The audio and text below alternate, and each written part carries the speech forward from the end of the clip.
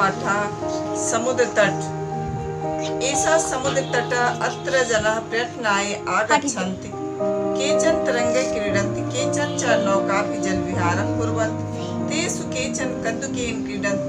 बालिका बालकाः च बालुकाभिः बालुकागृहं रचयन्ति। मध्ये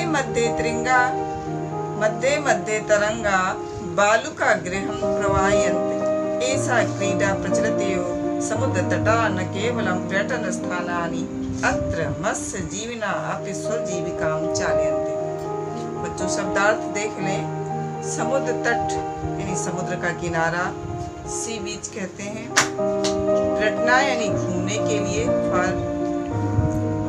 तरंगा यानी लहरों से या लहरों के साथ, नौका भी यानी नौकाओं के द्वारा, जल विहारम यानी जल क्रीड़ा यानी जल में खेलना, बालुका भी यानी बालुओं से, बालुका गृहम बालू का घर यानी घरौंदा बनाते हैं, मध्य मध्य यानी बीच बीच में, प्रवाहयंत यानी धो देते हैं या बहा देते हैं। ठीक है, तो आते हैं ऐसा समुद्र तटा यानी ये समुद्र का तट है, किनारा है। अत्र जनः पर्यटनाय आगच्छन्ति। अत्र यानी यहाँ जनः माने लोग, पर्यटनाय यानी घूमने के लिए, आगच्छन्ति आते हैं। बच्चों ध्यान देंगे, यहाँ लोग बहुवचन में जनाः, पर्यटनाय यानी घूमने के लिए, आगच्छन्ति बहुवचन में आते हैं। केचन तरंगैः क्रीडन्ति, कुछ लोग तरंगों से खेलते हैं। केचन च नौकाभिः जलविहारं कुर्वन्ति, कुछ लोग नौका से जल विहार करते हैं। तेषु केचन कन्दुकेन क्रीडन्ति, कुछ लोग गेंद से खेलते हैं। बालिका बालकाः च बालुकाभिः बालुकागृहं रचयन्ति। बालक और बालिका यानी लड़के और लड़कियां बालुओं से बालुका गृहम यानी बालू का घर बनाते हैं। मध्य मध्य तरंगा बालुका गृहम प्रवाहयन्, और बीच बीच में तरंगे यानी लहरें बालुका घर को प्रवाहयन् माने बहा ले जाती हैं। ऐसा क्रीडा प्रचलित, इस प्रकार का खेल खेलते हैं, प्रचलित है। समुद्र तटा न केवल पर्यटन स्थानान, ये समुद्र के जो तट हैं, किनारे हैं, केवल पर्यटन स्थान ही नहीं है। अत्र मत्स्यजीविना अपि स्वजीविकां चालयन्ति, यानी यहाँ पर लोग मछली का व्यापार करते हैं और अपनी जीविका चलाते हैं। बच्चों ये फर्स्ट पैराग्राफ आपको समझ में आया होगा। आगे बढ़ते हैं। अस्माकं देशे बहवः समुद्र तटाः सन्ति। एतेषु मुम्बई, गोवा, कोचि, कन्याकुमारी, विशाखापत्तनम, पुरी तटाः अतीव प्रसिद्धाः सन्ति। गोवा तट वैदेशिक पर्यटकेभ्यः समाधिकं रोचते। विशाखापत्तनम तटः वैदेशिक व्यापाराय प्रसिद्धः। कोचि तटः नारिकेलफलेभ्यः ज्ञायते। मुम्बई नगरस्य जुहू तटे सर्वे जनाः स्वविहरन्ति। चेन्नई नगरस्य मेरिना तटः देशस्य सागर तटेषु दीर्घतमा। बच्चों अस्माकं यानी हमारे देश से माने देश में बहवः समुद्र तटाः सन्ति, बहुत से समुद्र के तट हैं। ये देश मुंबई, गोवा, कोची, इसमें मुंबई, गोवा, कोची, कन्याकुमारी, विशाखापत्तनम, पुरी के तट अत्यंत प्रसिद्ध हैं। गोवा तट विदेशी पर्यटकों के बहुत ही अच्छा लगता है। बच्चों गोवा का जो तट है समुद्र तट, तो विदेशी पर्यटक जो हैं उनको बहुत भाते हैं, रोचते माने भाते हैं, अच्छे लगते हैं। सबसे अधिक गोवा का तट उन्हें पसंद आता है। विशाखापत्तनम तट वैदेशी व्यापार है प्रसिद्ध, और विशाखापट्टनम का जो तट है वो विदेशी व्यापार के लिए प्रसिद्ध है।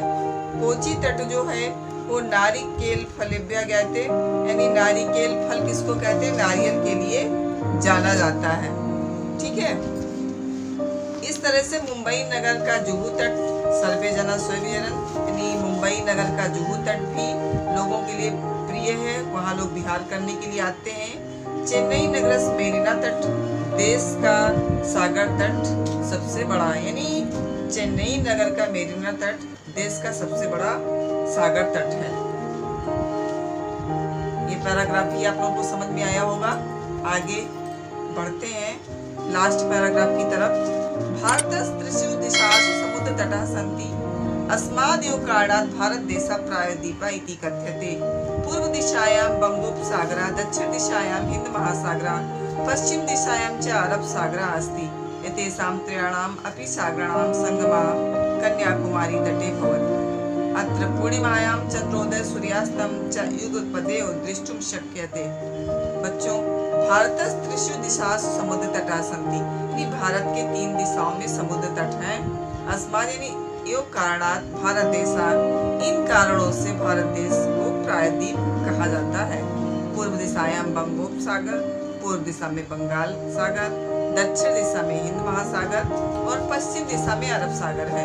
एतेषां त्रयाणाम्, इस प्रकार ये 3 ओर सागरों से घिरा संगम कन्याकुमारी तटे भवति। यानी इन 3 सागर, जो इस तरह के जो तीनों सागर हैं, वो जाकर के कन्याकुमारी में मिलते हैं। ये संगम स्थल है, तीनों सागरों का संगम स्थल कौन सा है? कन्याकुमारी। अत्र पूर्णिमायां यानी पूर्णमासी के दिन, चंद्रोदय यानी चंद्रमा का उदय, सूर्यास्तम यानी सूर्यास्त के समय भी युगपदेव दृष्टुम शक्यते। बच्चों, युगपदेव यानी युगपद प्लस एव यानी एक ही साथ, यानी एक तरफ चंद्रमा का उदय और सूर्य का अस्त एक साथ देखा जा सकता है। मे बी सीन आप देख सकते हैं। तो इस तरह से ये चैप्टर आपका कंप्लीट होता है। अगर आप कहें तो मैं इस पाठ को दोबारा लास्ट पैराग्राफ रिपीट कर दूं। बच्चों, लास्ट पैराग्राफ फिर से आप देख लें। इस तरह से भारत 3 सागरों से घिरा हुआ समुद्र तट है। यानी भारत में तीनों दिशाओं में समुद्र से घिरे हुए तट हैं, 3 दिशाएं, और इसी कारण से ये प्रायद्वीप कहा गया। पूर्व दिशा में बंगाल, दक्षिण दिशा में हिंद और पश्चिम दिशा में अरब सागर है। और इस तरह से तीनों सागर जो है संगम स्थल कहाँ है? कन्याकुमारी में। और पूर्णमासी के दिन चंद्रमा का उदय और सूर्यास्त दोनों एक साथ देखा जा सकता है।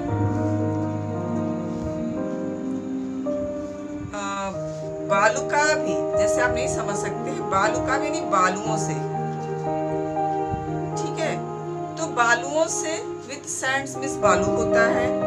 बालू का ग्रह यानी घरौंदा बच्चे बनाते हैं। सैंड हाउसलेट, और मध्य मध्य बीच बीच में एट सम इंटरवल प्रवाहयंत यानी धो देते हैं, बहा देते हैं, वाश आउट प्रयोग करेंगे इंग्लिश में। प्रचलित यानी चलती ही रहती है, कीप गोइंग ऑन। पर्यटन स्थान घूमने की जगह यानी टूरिस्ट स्पॉट है। मत्स्य जीवन यानी मछुआरे जो है, फिशरमैन जो मछली मारते हैं और अपना जीविका निर्वहन करते हैं। सोजीका यानी अपनी जीविका को, यानी मीन्स ऑफ वंस लाइवहुड। और चालियंत यानी चलाते हैं, केसिंग टू मूव। अति यानी बहुत अति। इसी तरह स्वरम यानी बेरोक टोक, एथेस्ट यानी एज वन प्लेसेस, कुछ बेहरंती घूमते हैं या चलते हैं। रोम दीर्घतमा यानी सबसे लंबा, लॉन्गेस्ट कहेंगे। प्रायद्वीप यानी 3 तरफ जो जल से घिरा भूभाग होता है बच्चों, उनको क्या कहते हैं? प्रायद्वीप यानी पेनिनसुला। संगम यानी मिलन स्थल। कन्फ्लुएंस युगपदे यानी एट द सेम टाइम। दृष्टुम शक्यते देखा जा सकता है, मैं मे बी सीन।